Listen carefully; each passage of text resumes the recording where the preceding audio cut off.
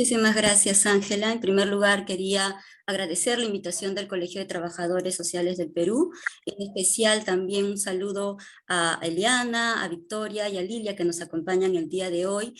Y un saludo también muy especial y un abrazo sororo para todas las colegas trabajadoras sociales que el día de hoy se dan este espacio para acompañarnos en conmemoración también del 8 de marzo, un 8 de marzo que ya tiene casi 50 años de declarado formalmente como un año internacional de conmemoración para la lucha de las mujeres, que iniciaron a finales del siglo XIX y que durante el siglo XX se gestó con la lucha de muchas mujeres trabajadoras, mujeres también sufragistas para la ampliación de los derechos de las mujeres. En ese sentido, con el reto que me propusieron el día de hoy, que es trabajar las políticas públicas y el género, quiero compartir con ustedes un contenido en 4 fases que nos va a permitir, a ver, creo que tengo problemas para pasar. Vamos a mirar el día de hoy, por ejemplo, una evolución histórica, primero de los llamados asuntos de la mujer, es decir, antes de llamarse como género, es decir, del reconocimiento de las desigualdades existentes entre hombres y mujeres y diversidades también sexogenéricas. Es importante entender que hay una etapa que en la historia se llamaron aquellos asuntos de la mujer y que lograron colocarse en la agenda pública. Creo que esto es un elemento crucial para poder hablar de políticas públicas en materia de igualdad de género. Cuando se convierten en políticas públicas, estos asuntos que no eran considerados asuntos públicos, sino asuntos de la esfera privada o problemas de las mujeres.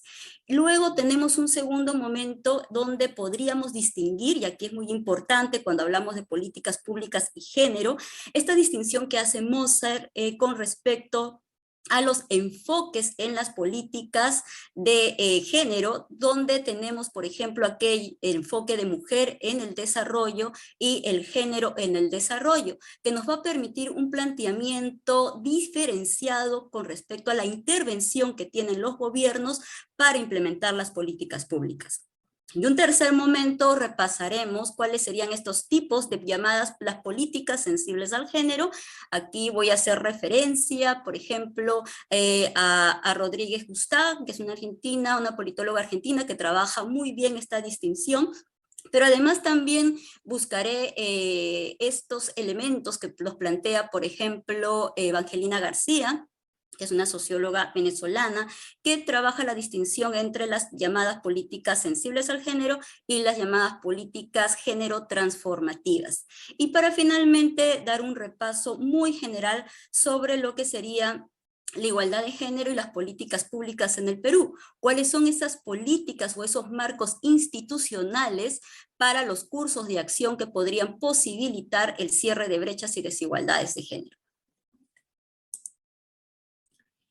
No voy a detenerme mucho en este marco histórico, ya Lilia, por ejemplo, hizo un repaso, hizo una referencia muy importante con respecto a la Conferencia Regional de la Mujer, a Beijing, también hizo referencia a CEDAW, pero creo que es importante mirarlo en perspectiva histórica también, porque estamos hablando de que recién a partir del año 1975, por ejemplo, se celebra la primera Conferencia Mundial de la Mujer en México, y posteriormente vamos a tener mecanismos importantes donde las reflexiones referidas a las discriminaciones existentes con respecto a las mujeres van a colocarse en la agenda pública internacional y van a ser el punto de partida para que los gobiernos que suscriban acuerdos y compromisos, sobre todo en Naciones Unidas, puedan implementar estas políticas en sus respectivos países.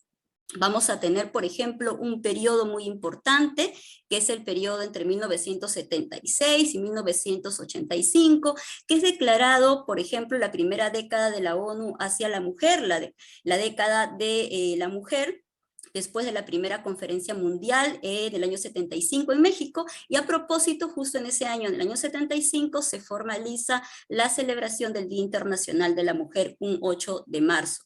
Luego tendríamos la segunda Conferencia Mundial de la Mujer, en el 80 y la Conferencia Mundial de la Mujer en Nairobi. Pero es recién en el año 95, y esto es muy importante, cuando se da la cuarta Conferencia Mundial de la Mujer en Beijing, donde se establece algunos aspectos importantísimos donde podríamos identificar las diferencias entre aquellas políticas que estaban pensadas más desde una perspectiva de incluir a la mujer en las políticas de desarrollo, porque hay que tener en cuenta que todo este proceso de asambleas, acuerdos, compromisos y declaraciones que se establecen en Naciones Unidas son posguerra e involucran lo que es la reconstrucción de Occidente respecto al crecimiento y desarrollo económico. Entonces hay toda una lógica de bienestar que está asociada al desarrollo en perspectiva de reconstrucción posguerra. Y es recién a partir de la Conferencia Mundial de la Mujer en Beijing que vamos a encontrar algunos elementos que nos permiten afianzar las políticas de género ya propiamente dichas. Es por ello que en adelante, coloco este gráfico, que del año 2000 en adelante, por ejemplo, tenemos esta idea ya de desarrollo, y también aquí está el logo de la Conferencia Mundial de la Mujer en Beijing, que por cierto, trabaja por primera vez la conceptualización de la transversalización del enfoque de género en las políticas. Vamos aquí recién ir hacia un enfoque de género. No significa que la propuesta respecto a las desigualdades de las mujeres no estén presentes en la agenda. Van a estar, pero sin embargo con otro sentido. Las políticas públicas, por ejemplo, no siempre se planificaron con enfoque de género.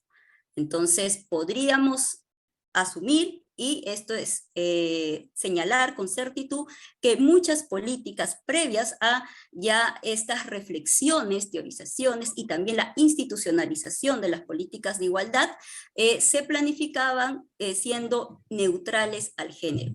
Además, en la agenda de la mujer, las perspectivas tampoco fueron las mismas. Es por eso que, por ejemplo, por ahí escucho un ruido, si alguien puede apagar su micrófono, por favor. Gracias. En el caso del enfoque de mujer en el desarrollo, estamos pensando también nuevamente en un contexto, estamos hablando de la década de los 70, la década de los 80. En la década de los 70 estamos hablando de un momento, de una época de los estados de bienestar, pero además también en la década de los 80 estamos hablando de la incursión de nuevas estructuras económicas, políticas y sociales a nivel de relación internacional, como es la entrada del neoliberalismo. Y es por eso que hablamos de los enfoques de bienestar, antipobreza y eficiencia.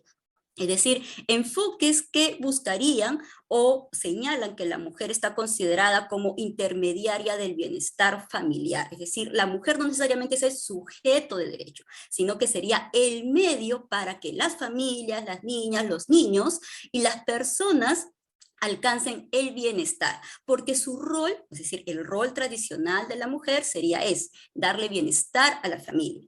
Luego tendríamos este enfoque llamado de antipobreza. Aquí están todas las políticas de lucha contra la pobreza que están vinculadas también a la desigualdad entre mujeres y hombres cuando se entiende la pobreza en términos de ingresos, pero excluye, por ejemplo, incluir en estas políticas los que serían otras formas de discriminación. Es decir, el tema de ingresos está presente en la lucha contra la pobreza, pero no otras formas de discriminación. Entonces se proponen proyectos productivos para las mujeres pobres. Y estamos hablando también de una lógica o de proyectos y políticas que están vinculadas a entender el papel de las mujeres como aquellas que son dedicadas y eficientes. ¿A qué me refiero con esto? Es decir, que las mujeres van a destacar por este doble rol de trabajo, es decir, el trabajo de cuidados, el llamado trabajo reproductivo, pero también el trabajo productivo. Ya entiéndase que en la década de los 70, en los 80, la inclusión de las mujeres en el mercado laboral empieza y es altísimo, pero sin embargo, pues esto no involucra necesariamente que se vayan cuestionando la subordinación que hay con respecto a todo lo masculino o el papel masculino. Es decir, no significa que, por ejemplo, las mujeres puedan reducir o gestionar o se redistribuyan los tiempos, ¿no? Sino por el contrario, tiene que hacer su doble rol. Y como lo hace de manera eficiente, pues hay que trabajar proyectos o los recursos van a estar dedicados o dirigidos hacia ellas. Es decir, se pensaba en la mujer, las políticas, los proyectos, los servicios estaban pensados en ellas, pero con esta lógica. Una lógica que todavía no es una lógica de género en el desarrollo, sino de mujer en las propuestas y las políticas de desarrollo. Entonces, para avanzar hacia un enfoque de género en las políticas públicas, tenemos que tener en cuenta 3 consideraciones que van a entrecruzarse en estos periodos, desde los 50 hasta los años 80, y va a pasar también por este nuevo siglo, el siglo XXI. Y estamos hablando de la concatenación de la teoría de género, la centralidad del desarrollo, pero con una perspectiva diferente, ya no solamente un desarrollo utilitarista, sino que también se mire lo humano. Y aquí podemos tener varias reflexiones y varias entradas con los postulados, por ejemplo, de Amartya Sen, que plantea todo lo que es el desarrollo humano a una escala de ampliación de derechos, y también el papel fundamental y clave de los movimientos feministas, quienes son los que realizan toda la incidencia, tanto en sus respectivos países como a nivel internacional.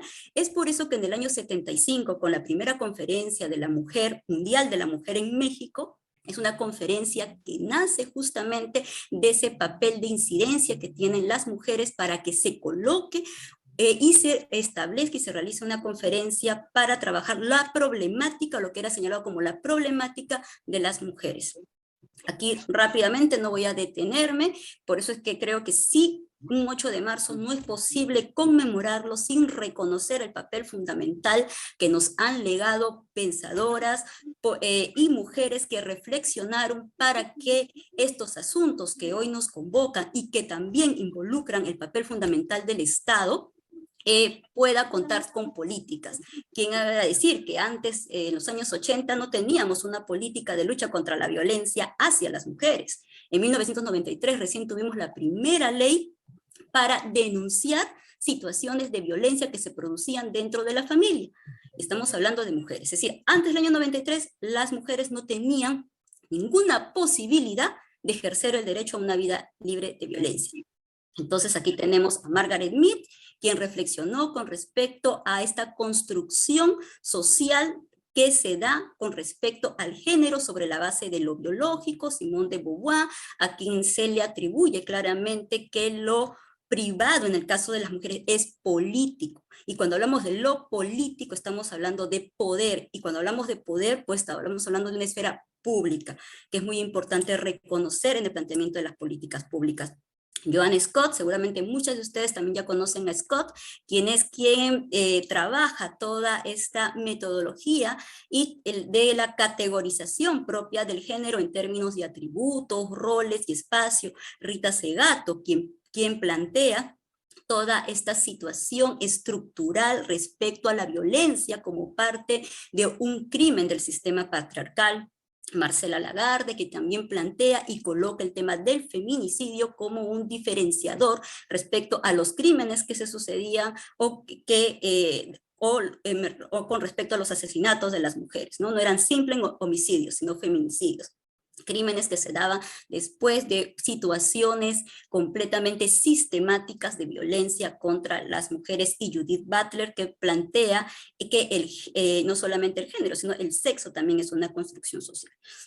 Muy bien, y aquí ampliamente la mirada que nos da también el desarrollo, empiezan a cuestionarse economistas, son los que empiezan a cuestionarse, por ejemplo, la economía del bienestar, es decir, no solamente se podían adquirir bienes, porque había una necesidad de satisfacer algo, ¿no? La necesidad de satisfacer lo que se deseaba, es decir, había un enfoque utilitarista respecto al bienestar. No solamente hay necesidad, sino que también se elige sobre la base de la libertad y del derecho. Es decir, no todas las personas podían adquirir o acceder a ciertos bienes o servicios porque no todas estaban en condiciones de igualdad de acceder a ellos. Es decir, las personas que aspiran al bienestar están en condiciones de desigualdad.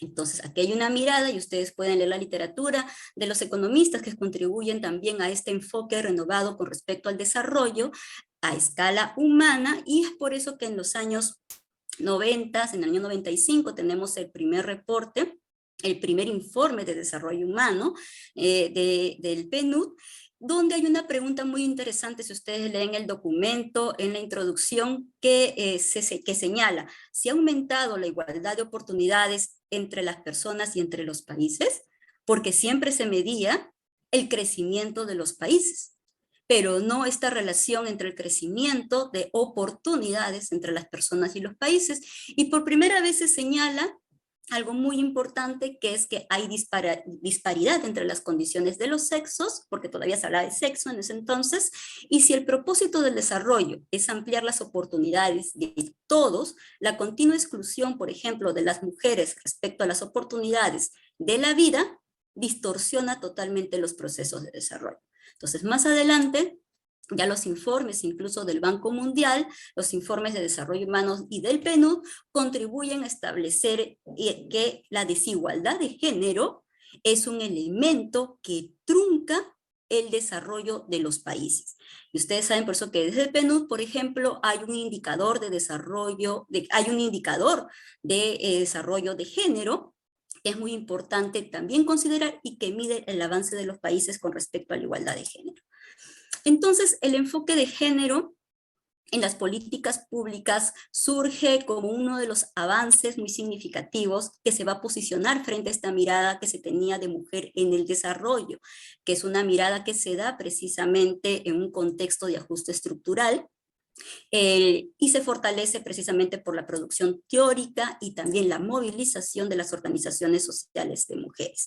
Entonces, el enfoque de género en políticas públicas lo que va a hacer es permitir la comprensión de la desigualdad, que se apoya en ¿qué? En una jerarquía existente, es decir, quienes tienen mayor acceso a control, a recursos, a posibilidades, a condiciones, y va a ser el fundamento, o sea, aquí ya se trabaja lo que es la relación de poder, que es la que consolida la subordinación de mujeres en todos los órdenes de la vida, en lo personal, en lo colectivo, y que se va a expresar ¿en qué? En normas, valores, paradigmas de identidad y prácticas culturales que van a sostener la discriminación. Y esto va a ser muy importante comprender, porque esta parte que puede ser muy axiológica es fundamental en la construcción de las políticas públicas. En el diseño de las políticas públicas no solamente está el planteamiento del problema, hay un antes que es muy importante considerar, y es lo que vamos a desarrollar en la siguiente etapa de la presentación.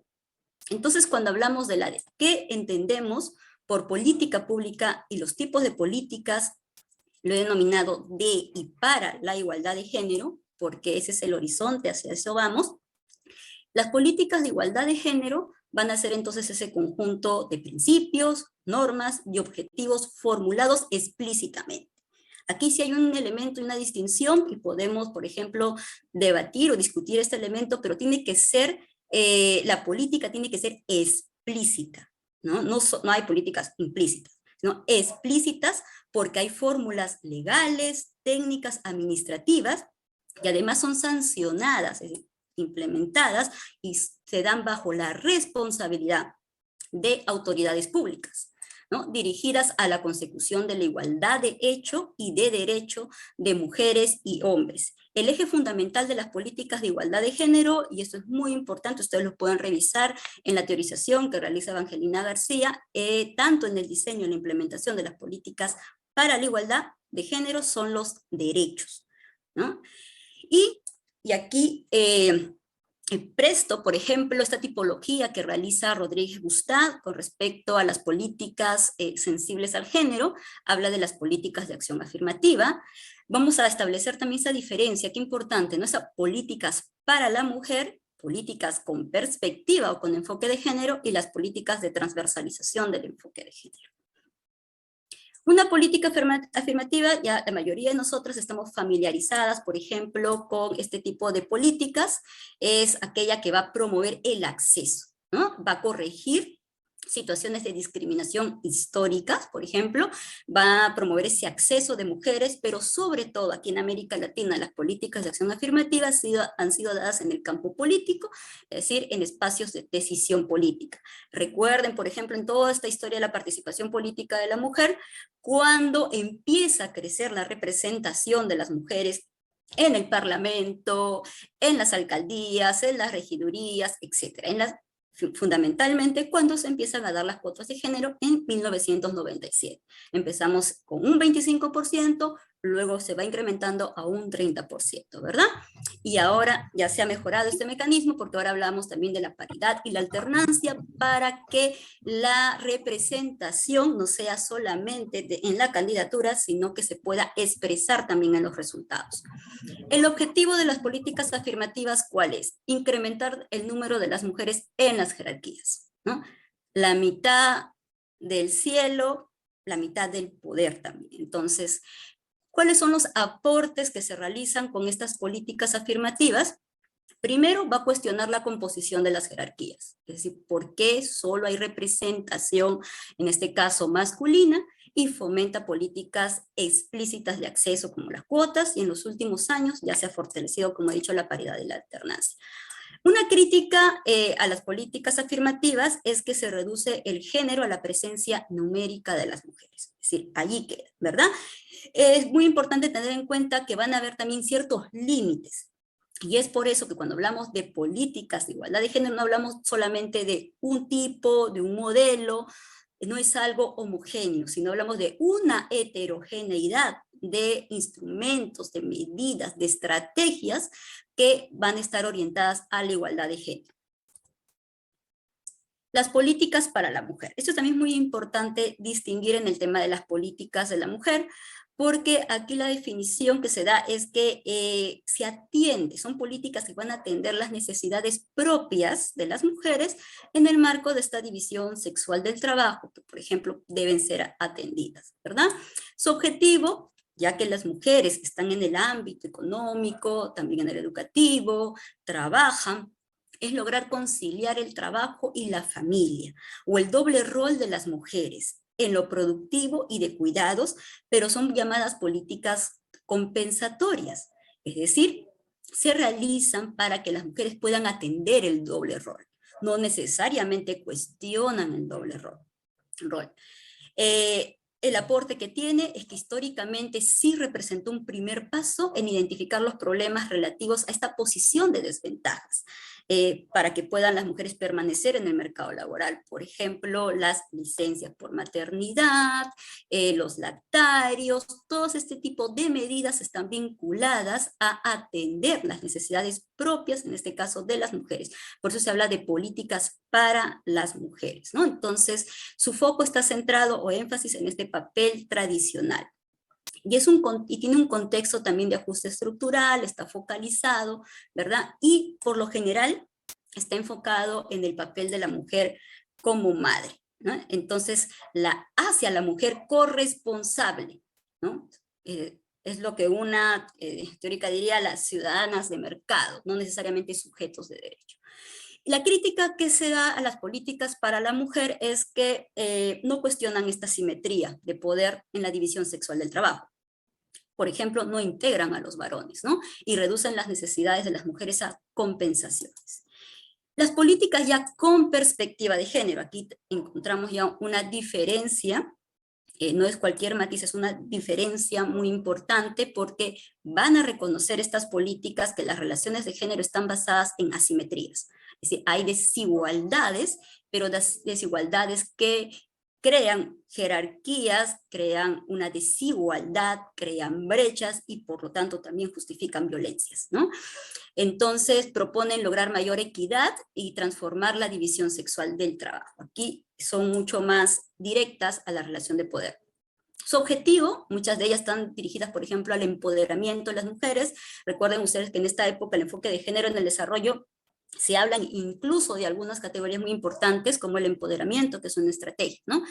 Y la transformación de las relaciones de poder y autoridades en las familias, la escuela y el trabajo. Entonces combinan, además de esta compensación, también la información respecto a los derechos de las mujeres. Los aportes colocan al poder en el centro de las acciones de las políticas públicas, y las necesidades de las mujeres van a aparecer en el marco de ejercicio de derechos, van a ejercer ya sus derechos y su participación social y política. La crítica, bueno, creo que esto es una crítica que acompaña siempre a las políticas de igualdad de género, ¿no? El sistema de género es un sistema que está intersectado por otras formas también de subordinación. Entonces hay múltiples niveles de desigualdad que van a exceder la división sexual del trabajo y por tanto no van a ser suficientes el empoderamiento. No basta con tener solamente información, ¿no? Hay que tener servicios disponibles, hay que tener múltiples posibilidades. No es lo mismo una política de acceso a planificación familiar en la salud sexual y reproductiva que una política ya con perspectiva de género que incluya otras posibilidades también de mi derecho a decidir. Si bien parte del supuesto de género no ha fomentado todavía aquí estrategias con hombres, ¿no? Ese ha sido uno de los aspectos o de las estrategias que poco a poco también se ha ido introduciendo a nivel de políticas públicas, como es el trabajo de las llamadas nuevas masculinidades. Y las políticas de transversalización del enfoque de género, que ya este es el último elemento o propuesta estratégica. La transversalización del enfoque de género es una estrategia. Es una estrategia. Y hay políticas que trabajan la transversalización, sí, son políticas que entran al sistema. Es decir, deben estar, el género tiene que estar presente en la personalidad del Estado, porque es un sistema que intersecta género, clases. El Estado no es un Estado neutro. La transversalización del enfoque de género o este tipo de política asume que el Estado de por sí es un Estado androcéntrico y patriarcal. Y por tanto todos esos valores, todas esas normas están expresadas también en la institucionalidad. Entonces, por eso ingresa al conjunto de la institucionalidad, en las estructuras y en todos los procedimientos. Por eso es mucho más compleja. Su objetivo, integrar la perspectiva o el enfoque de género en toda la acción planificada del Estado, en toda la acción. Desde que se planifica la política, desde que se piensa la política, se estructura, se problematiza, se plantean las estrategias, se plantea el presupuesto, los servicios, todo, en el diseño, desde el diseño hasta la evaluación. Entonces te demanda, sí, necesariamente que los equipos incluso manejen muy bien lo que es el análisis de género, el impacto diferenciado que va a tener en la vida de hombres y mujeres, la acción que se piensa planificar del tema que sea en cambio climático, sea minería, sea transportes, comunicaciones, relaciones exteriores, cualquier tema. Ese también es un desafío muy grande que tienen las políticas de transversalización. Su gran aporte es que el Estado es un actor clave en la construcción del sistema de la desigualdad de género, y por tanto hay que entrar allí también. Y no hay equidad si no hay transformación en los términos culturales del Estado. Las críticas que tiene las propuestas de políticas de transversalización, que son las que me he especializado más, son las cuestiones de género. Pueden perder, por ejemplo, la especificidad al colocarse entre otros objetivos de política, porque tener una mirada integral del género en todo el proceso es complicado, porque ustedes saben, quienes trabajan en la implementación de políticas públicas podrán saber que no participamos de todo el proceso en la política, sino en parte de ella. Entonces allí también hay una limitante. Al transversalizarse también puede ocurrir una pérdida de espacios institucionales propios de la temática, y además también que estamos hablando de la reducción a tecnicismos. Esto lo vamos a ver un poco más adelante cuando miremos cómo a veces trabajar estos temas también demanda estos equipos de expertos, y se pierde mucho en esa articulación con las propuestas y las agendas que movilizan las organizaciones de mujeres o las organizaciones sociales por la igualdad de género. Entonces, aquí hay algunos efectos no esperados de estas políticas. En las afirmativas hay un encapsulamiento de las necesidades y los derechos de las mujeres en sus números, en las jerarquías de Estado. En el caso de las políticas para la mujer, una clara reproducción de la subordinación femenina, ¿no? Entonces, es como si ese fuera el rol de la mujer y por tanto hay que compensarla con otras medidas para que pueda soportar la carga. Y reducción de esas necesidades generalmente a hijos, a familias, etc. Las políticas ya con perspectiva de género también en algunas prácticas se reducen a complejas cuestiones de empoderamiento y generalmente el empoderamiento ha sido un tema trabajado más desde los llamados asuntos actitudinales de la psicología individual, la autonomía y desarrollo individual, pero no necesariamente con un alcance social mayor. Y las políticas de género quedan por lo general a veces aisladas de otras políticas públicas centrales del Estado. Por lo general estas políticas han sido más sectoriales.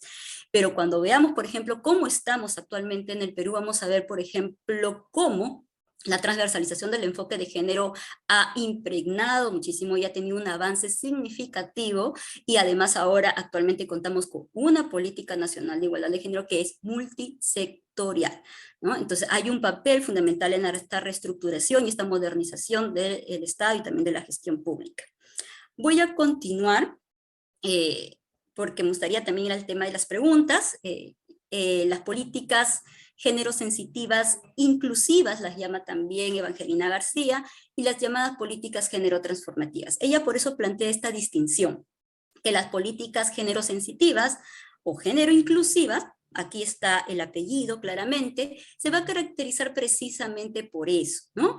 Por incorporar a las mujeres o incorporar la desigualdad de género en estrategias y acciones. Pero las políticas género transformativas van a insistir en el aspecto transformador que deben tener las políticas. Es por eso que para nosotras es muy importante que las políticas sean explícitas, porque tienen un papel y deben jugar un papel transformador y deben haber responsables de su implementación y el impacto que debe registrar su ejecución prioritaria sobre estos indicadores de género muy críticos respecto a las relaciones de poder.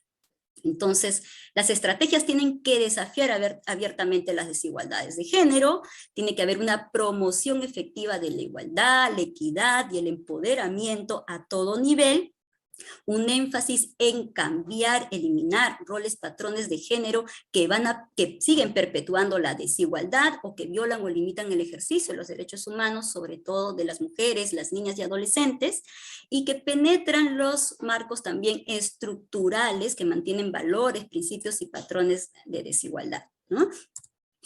Entonces veamos cómo estamos actualmente en el Perú, cuáles son esas políticas de igualdad de género, a qué podemos llamar políticas de igualdad de género, y lo voy a desarrollar también en paralelo al contexto internacional que hemos tenido para la formulación y la implementación al respecto. Las políticas públicas e igualdad de género. Vamos a partir de un hecho importante, un hito importante, que es la creación del Ministerio de la Mujer y Poblaciones Vulnerables. Se creó en el año 1996 y se creó como PROMUDE, como Ministerio de Promoción de la Mujer y del Desarrollo Humano.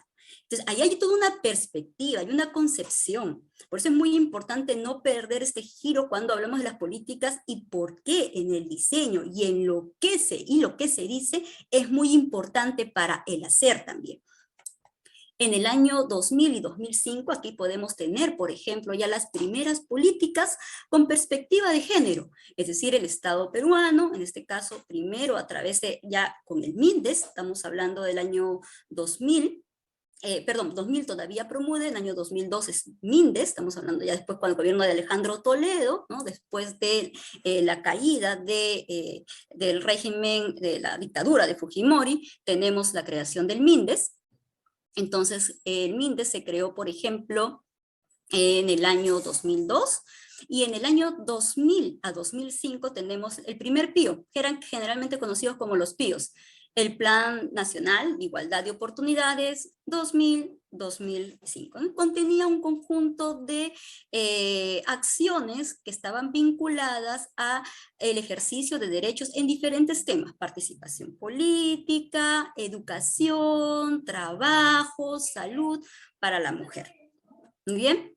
Luego tenemos un periodo que va desde el año 2006 a 2010, donde tenemos el segundo instrumento. Entre 2006 y 2010 tenemos el PIO, aprobado por el MINDES todavía, por el Decreto Supremo 009-2005, pero en 2007 sucede algo muy importante, que voy a repasar con ustedes en la siguiente lámina, que es una recomendación. Lilia, por ejemplo, mencionó estos informes que realiza el Estado peruano ante el Comité para la Eliminación de la Discriminación, de todas formas de discriminación contra la mujer, la CEDAW, que son sus siglas en inglés, y donde la CEDAW establece una serie de recomendaciones a los informes que entregan los Estados parte. En ese sentido, hay una recomendación muy importante que también cambia el panorama y le da un viraje a las políticas de igualdad de género en el país. Y en el 2007 también tenemos otro hito muy importante, que es la Ley 28983, que es conocida como la LIO, la Ley de Igualdad de Oportunidades, que es una ley que cada año todas las entidades reportan, en este caso el presidente, el Consejo de Ministros, tiene que reportar ante el Congreso de la República los avances de la Ley de Igualdad de Oportunidades, e incluso la Defensoría del Pueblo realiza lo que es un informe de seguimiento de cómo se va implementando la LIO. Ustedes tienen acceso a los informes que año a año realiza la Dirección General de Igualdad de Género y No Discriminación del MIN con respecto a esta política pública, que es el primer marco normativo que habla de igualdad de oportunidades entre hombres y mujeres. Este es el hito, el primer hito. Teníamos planes, pero cuando hablamos también de la jerarquía, de los mecanismos, esta es una jerarquía mayor. Esto es la ley, la LIO, y se sigue reportando actualmente. Y tenemos ya un quiebre, esto lo voy a señalar mucho después, ¿no? En el año 2012 ya no tenemos MINDES, tenemos MIN, Ministerio de la Mujer y Poblaciones Vulnerables. Pero vamos a ver estos hitos importantes. ¿Y qué es lo que le recomienda la CEDAW al Estado peruano? Esta es la recomendación al 7º informe que se realiza en febrero del 2007, y el comité, y esto sí lo quiero leer así textualmente porque es fundamental, y es recogido incluso en el primer Plan Nacional de Igualdad de Género, ya no igualdad de oportunidades, sino el primer Plan Nacional de Igualdad de Género 2012-2017. Es el comité observa con preocupación que, si bien en la convención se hace referencia al concepto de igualdad, al hablar de sus planes y programas, el Estado parte emplea el término de equidad de tal manera que se podría interpretar que son sinónimos, ¿no? El comité pide al Estado parte que tome nota de que los términos equidad e igualdad expresan ideas diferentes, y que su uso simultáneo puede dar lugar a que se confundan los conceptos. La convención tiene por objeto eliminar la discriminación contra la mujer y asegurar la igualdad de jure y de facto, es decir, la formal y la sustantiva, entre mujeres y hombres. Entonces, el comité recomienda al Estado parte que emplee sistemáticamente el término de igualdad en sus planes y programas. Por eso es que sí hay una variación, pero además también estos énfasis van a marcar también las pautas y los límites con respecto a las políticas y a los servicios. Entonces, esto es muy importante tenerlo en cuenta.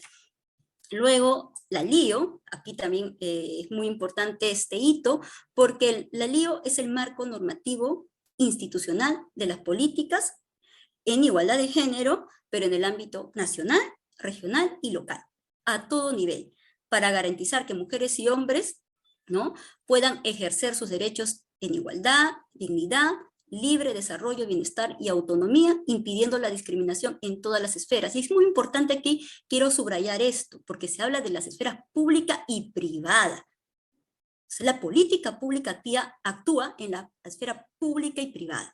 No hay privado en la política pública, es público, ¿no?, propendiendo a la plena igualdad. Y el principio es el reconocimiento, reconoce la equidad, desterrando prácticas, concepciones y lenguajes que justifiquen la superioridad de alguno de los sexos. Hasta allí, esto fue dado en marzo, la recomendación fue en febrero, fines de marzo, así que imagino que no hubo mucho tiempo para hacer estos cambios, pero sí son importantes reconocerlo. Pero otro elemento muy interesante es que plantea los lineamientos para el cumplimiento de ¿quiénes? Poder Ejecutivo, gobiernos regionales y locales, Poder Legislativo, Poder Judicial, Sistema de Administración de Justicias y los organismos constitucionalmente autónomos. Entonces, todos están involucrados en implementar políticas de igualdad de género desde sus respectivas funciones y competencias. Eso es clarísimo.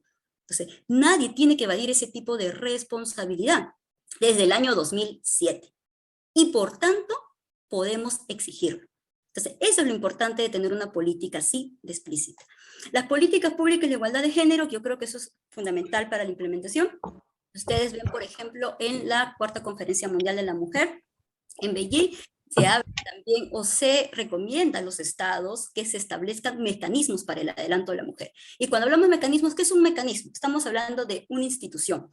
Y mientras más alta sea la jerarquía, es muy importante, ¿no?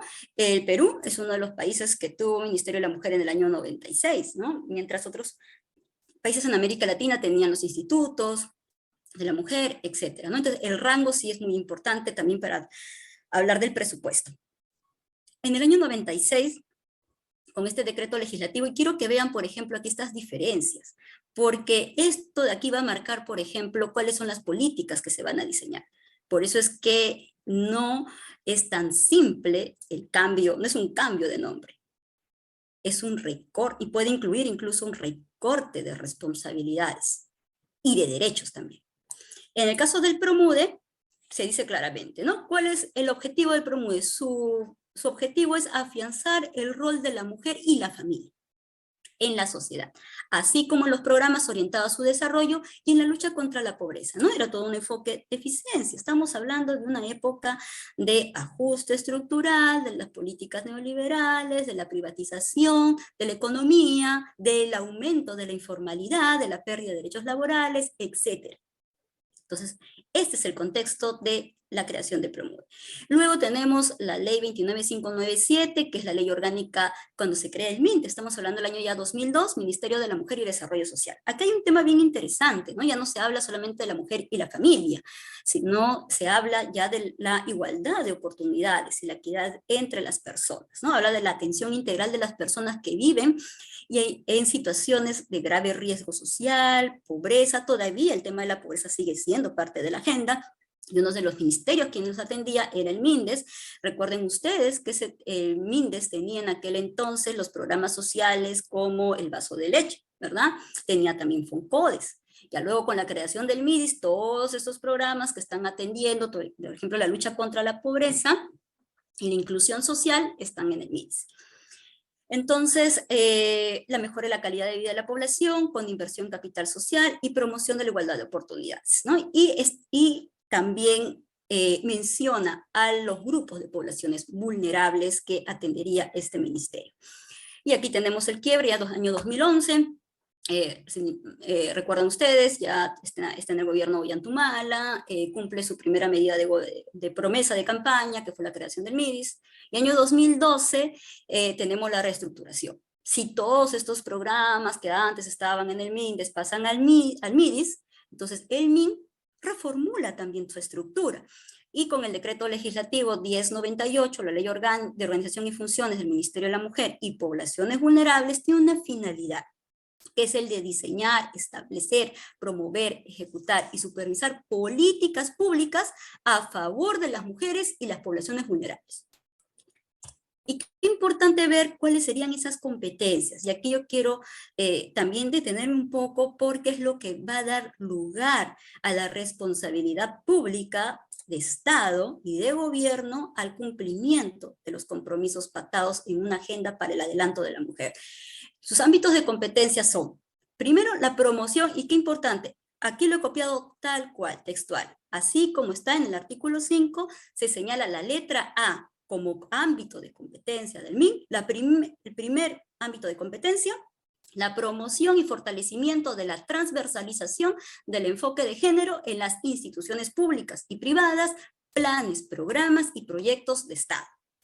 Luego sigue la protección de los derechos de las mujeres, la promoción de los derechos de las mujeres y los énfasis que se colocan en el fortalecimiento de la ciudadanía y autonomía, un concepto muy importante que ya se desarrolla también con la propuesta conceptual y metodológica de CEPAL respecto a, las autonomías, la autonomía física, la autonomía política y la autonomía económica, y la promoción y ampliación de la participación de las mujeres en el ámbito público, y la prevención, protección y atención de la violencia contra la mujer y la familia, promoviendo, que importante también, esto no tenía antes las políticas de violencia contra las mujeres, que era la recuperación de las personas afectadas.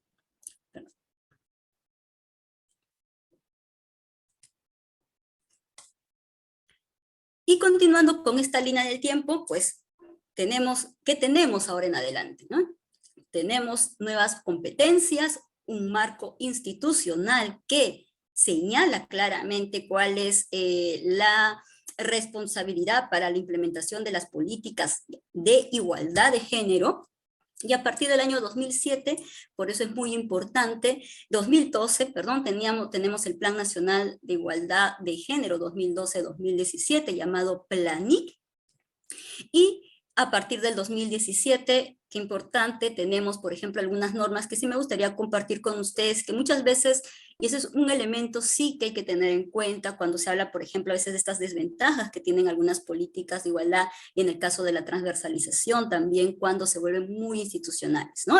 Y está en la institución, pero más allá es como si no estuviera, pero sí es importante también reflexionar aquí.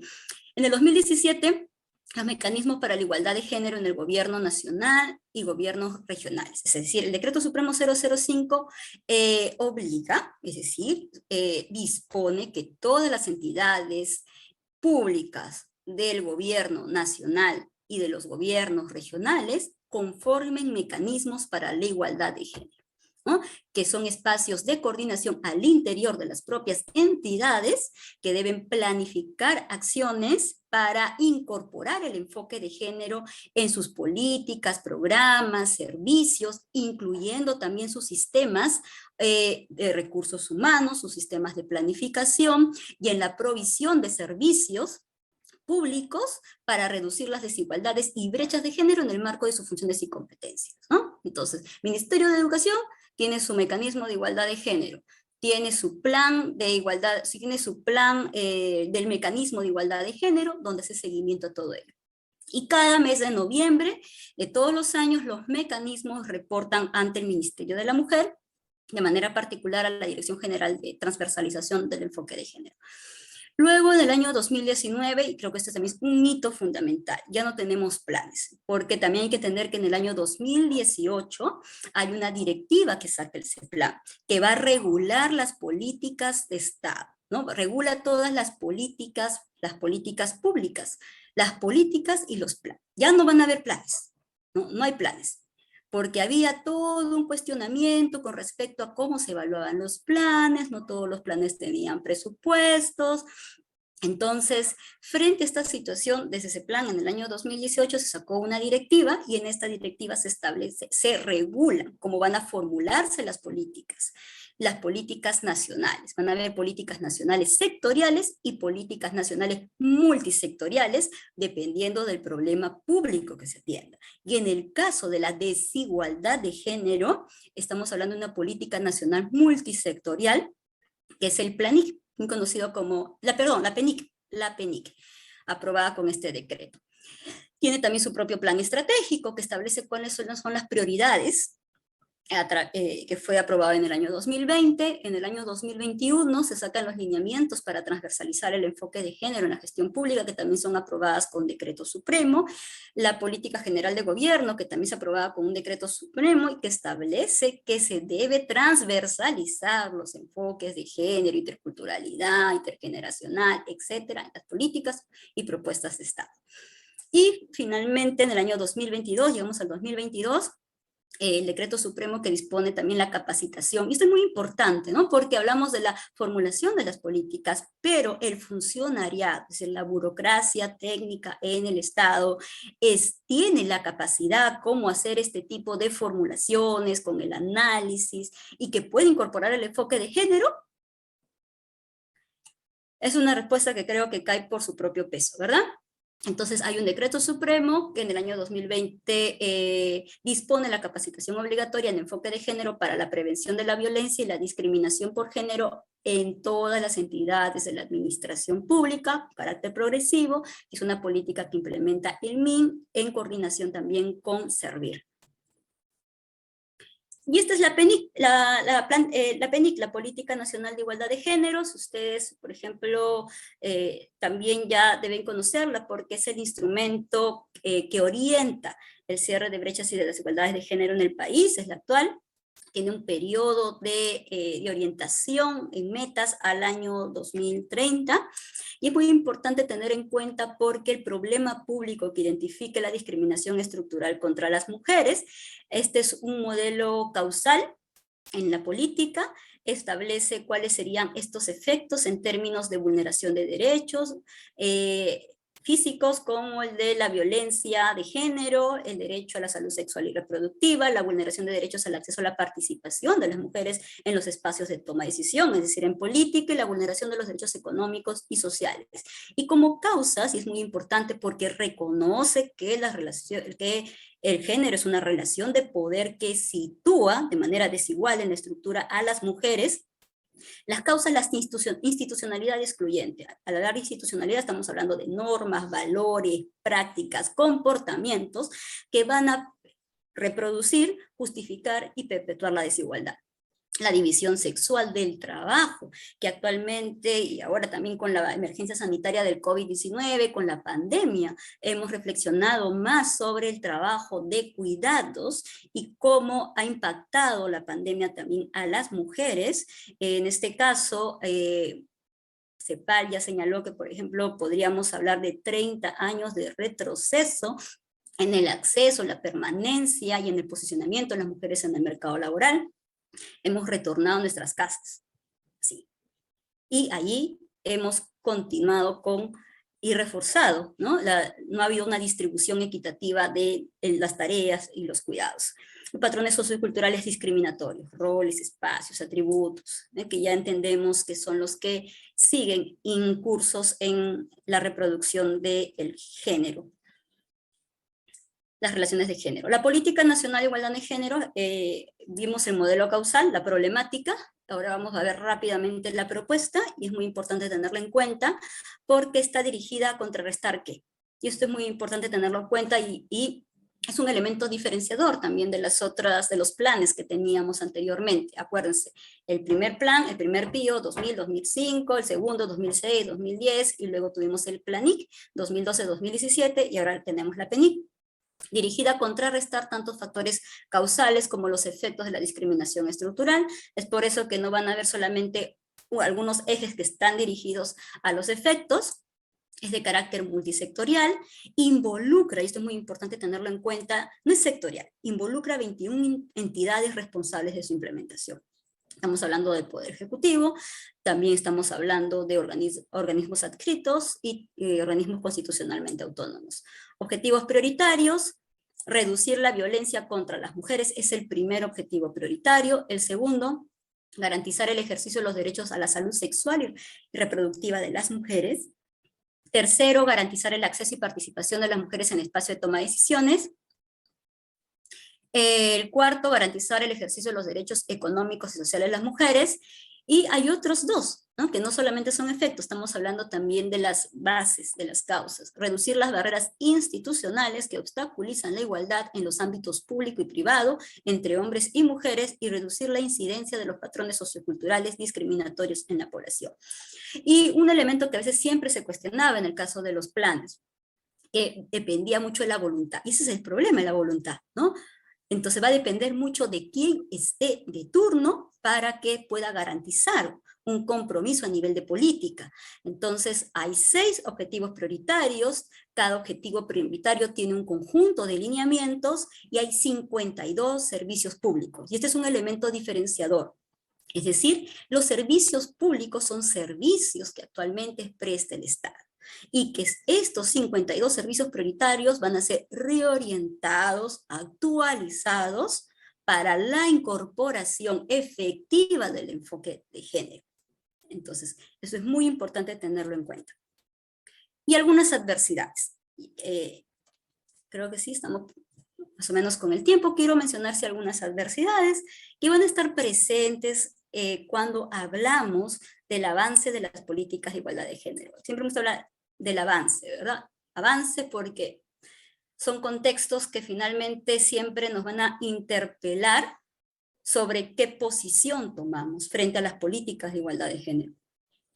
Primero, la primera adversidad es el conservadurismo social y político que vive actualmente en nuestro país, ¿no? El avance de las ideas y movimientos en contra de la igualdad de género es algo que se ha hecho visible, es palpable, y que, por ejemplo, se han generado discursos de cuestionar el enfoque de género, llamándolo, demonizándolo como ideología de género, no denominándolo, sino demonizándolo como ideología de género, y oponiéndose a avances en materia de toma de decisiones. Y me olvidé de colocar algo. También otro elemento importante, y recuerden este conservadurismo, ¿no? La primera oposición que se dio con este movimiento, con Mis hijos no te metas, con respecto a la incorporación del enfoque de género en el currículo nacional de educación, fue importante y ha marcado también un antes y un después respecto a este avance, porque muchas políticas se han visto truncadas, se han visto incluso judicializadas, para que los avances no continúen.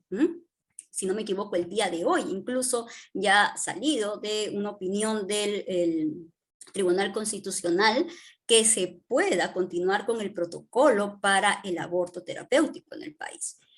La inestabilidad y la fragilidad institucional también es muy importante. Por eso es que decimos que lo que no es bueno para la democracia no es bueno tampoco para las mujeres. Esto es algo que decía mucho nuestra feminista chilena Julieta Kirgu. Las crisis políticas impactan. Toda crisis política va a impactar en el funcionamiento de las entidades públicas. Quienes trabajamos en las entidades públicas sabemos cuáles son estas dinámicas, los cambios de autoridades, los cambios de equipos, la reorientación de las prioridades de los gobiernos de turno también van a estar allí presentes.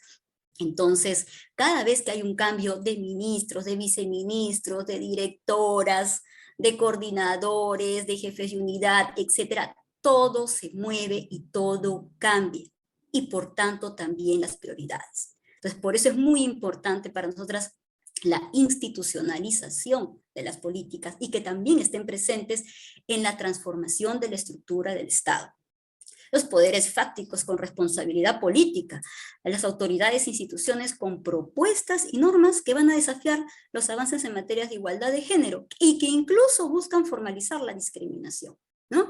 Entonces, hay propuestas legislativas que han estado por ahí circulando con respecto a que se elimine de todas las políticas públicas la terminología de género. Hemos sido testigos de eso, ¿no? Que se elimine por completo. Es decir, hay que formalizar también la discriminación. Estamos en una coyuntura muy crítica, y por eso es muy importante cuando Stephanie, que está aquí presente, me dijo, hay una ponencia con respecto al tema de políticas públicas, el 8 de marzo, en el Colegio de Trabajadores Sociales, vamos a estar allí porque es importante discutir cuál es el contexto que nos desafía a continuar trabajando y teniendo un debate con respecto a las políticas, y también ejerciendo la defensa que se requiere. Y algunas conclusiones. Yo quiero concluir la presentación con 4 puntos muy importantes que se han desarrollado en la temática presentada, y reconocer también la teorización que hace la ciencia política, que hace la sociología, que hace el derecho, que hace la teoría feminista al respecto. Primero, que las políticas públicas son el resultado de conflictos de poderes. Recuerden esto, Héctor Béjar señalaba, nuestro profesor, sociólogo Héctor Béjar, señalaba claramente que van a estar en curso poderes, incluso llámense mafias, llámense religiosos, llámense económicos, transnacionales, y también aquellos que luchan por más derechos, movimientos sociales, movimientos de mujeres, feministas, etc. Entonces, las políticas públicas no son solamente instrumentos que forman parte de la gestión de un gobierno, sino que van a ser el resultado de esta pugna de poderes. Y hay que entenderlo así claramente. Y aquí también quiero citar a Carlos Vilas, que es un politólogo que maneja muy bien los temas de políticas públicas, y señala, quiero citarlo aquí, al conjunto de acciones, o sea, las políticas públicas es un conjunto de acciones de gobierno ejecutadas para alcanzar los fines hacia los que se orienta el poder político, una función que guarda una relación de adecuación al proyecto de poder de las fuerzas políticas a cargo del gobierno. Entonces, cuando me pregunto qué es una política pública, es un proyecto de poder. Es un proyecto de poder. Y eso hay que tenerlo clarísimo. Antes que un instrumento es un proyecto de poder. Entonces hay una disputa por seguir avanzando en derechos, por garantizar los derechos conquistados por las mujeres, por los movimientos de mujeres, y en qué posición estamos al respecto. La segunda conclusión que quiero señalar es que las intervenciones estatales no son neutrales al género, entonces, ¿no? Aquí también Joan Acker señala, ¿por qué? Porque las ventajas, las desventajas, la explotación, el control, la acción, las emociones, los significados, las identidades cobran forma a través de la distinción entre lo masculino y lo femenino. Por eso es que en algunas instituciones hay necesidades que se dan, es decir, hay medidas compensatorias para las mujeres y hay medidas compensatorias para los hombres. Las guarderías, por ejemplo, ¿no? Inmediatamente todas las trabajadoras con hijos pueden postular a la guardería. Y los trabajadores que no son mujeres, que son hombres y que también son padres, ¿podrían encargarse de llevar a la guardería a sus hijos? Pues prácticamente no están incluidos, ¿verdad? No es explícito. El género entonces no es un proceso que se añade a otros procesos y en cursos, ¿no? Por el contrario, el género es parte integral de los procesos que no pueden ser adecuadamente comprendidos sin un análisis de género. Entonces, aquí ella nos plantea un elemento muy interesante. ¿Por qué son neutrales al género? Si el género está en curso, por eso hay que analizar cuál es el género en disputa en estas propuestas, medidas que limitan, restringen el acceso, la participación o el ejercicio de los derechos fundamentalmente de las mujeres, niñas y adolescentes. Y concluyo con estas dos premisas que me parecen también súper claves cuando hablamos de políticas por y para la igualdad de género. Las políticas para la igualdad de género son integrales. Creo que hace mucho tiempo reconocimos que el género se intersecta también con otras o con múltiples opresiones, ¿verdad? Entonces son integrales, son interseccionales, son multisectoriales porque las desigualdades de género son multicausales, ¿no? Entonces, y aquí quiero citar a Nancy Fraser, quien trabaja muy bien a veces esta disputa que ha habido entre las políticas redistributivas y las políticas del reconocimiento. No se puede reconocer la igualdad, la diversidad, sin redistribuir. Pero entramos muchas veces en esa lógica antagónica porque hablamos también de un sistema de mercado. Entonces, y también es importante la representación. El género no es una clase social ni un estatus. Las injusticias de género no pueden ser atribuidas solamente a un factor. Por consiguiente, la articulación de demandas de género surge tanto de las desigualdades económicas como la de reconocimiento. Y también desde la forma en que se organiza la acción política. Entonces estamos hablando de que las políticas de igualdad tienen que vincular redistribución, reconocimiento y representación. También hablamos de toma de decisiones, autonomía. Y finalmente, el horizonte y el principio de las políticas de género son la igualdad. Y por la igualdad. Ese es el horizonte. Hacia adelante, hacia arriba, siempre es la igualdad. La igualdad. Y por tanto deben hacer posible que las mujeres y las diversidades sexogenéricas alcancen mayor autonomía y poder. Ese es el fondo. Transformar, cambiar, derruir las relaciones de poder que nos hacen daño y que nos matan. Aquí algo de la bibliografía y termino con esta vista panorámica que me parece hermosa, porque aquí, de aquí, nace y aquí se gestan las políticas, ¿no? Y aquí, esta semana seguramente vamos a estar también movilizadas y nos seguimos movilizando en el espacio que estemos. Muchísimas gracias.